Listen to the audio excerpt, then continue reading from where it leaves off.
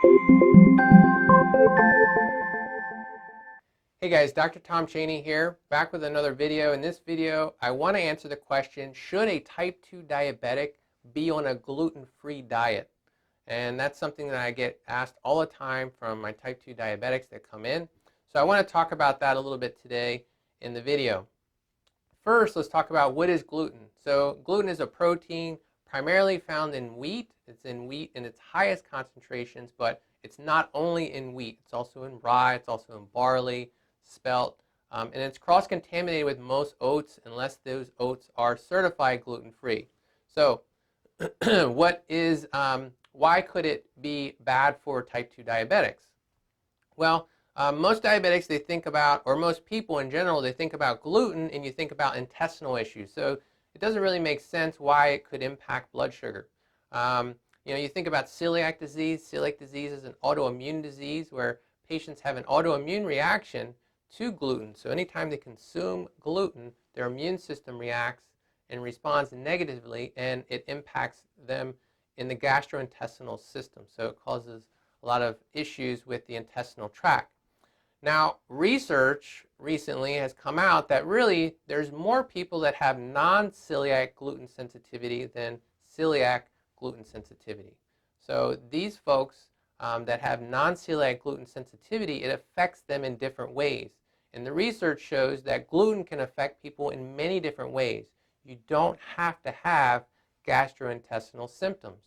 You could have issues with your thyroid. You could have issues with your brain. You could have issues with your joints. You could have overall inflammation in the body.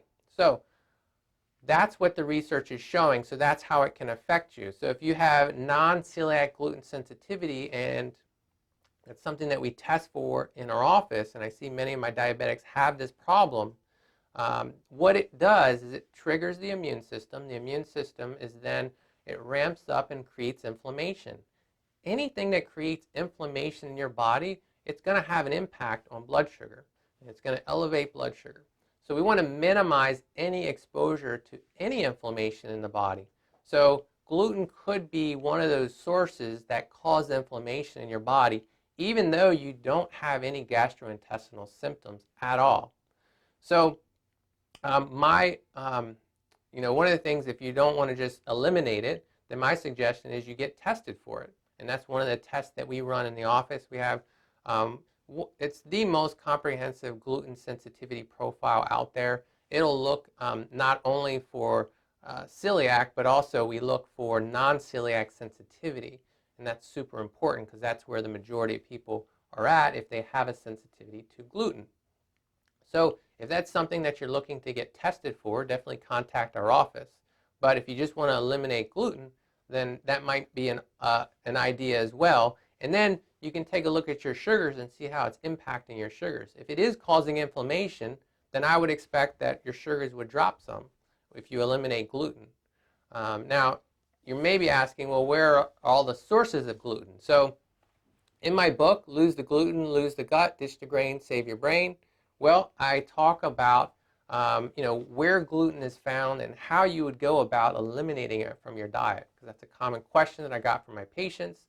So in the book, it goes through and helps you create and customize a gluten-free diet. I've been on a gluten-free diet now for many years, and some of the things that I noticed after I got off of gluten is less joint pain, more energy. I had better sleep.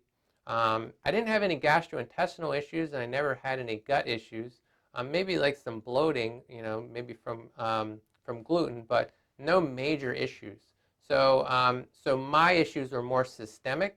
Another thing that I noticed was brain fog as well. If I got, after I eliminated gluten, and if I had an accidental exposure to gluten, I definitely noticed that effect. I noticed some inflammation in the joints, so some joint pain, but also it affected me as far as just my memory, my ability to focus, and really just my thoughts as well. So there was some brain fog there. So gluten, bottom line, can affect many parts of the body. That's what the research is showing, not just the intestinal tract. And it could be creating inflammation in your body. So if you're a type 2 diabetic, it may be a good idea to eliminate it and do a test and see how it affects your sugars and see if it is causing an elevation. So if you have any questions, leave them down below. I'd be happy to answer them, and I look forward to seeing you in the next video.